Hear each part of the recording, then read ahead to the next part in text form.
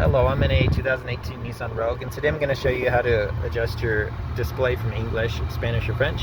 So first, make sure your vehicle's on, which this is, and then from your main menu here, you can do settings, and then we'll just click this over till we get to others, and then inside this there's language. You can select that, and then it goes to French or Spanish or English.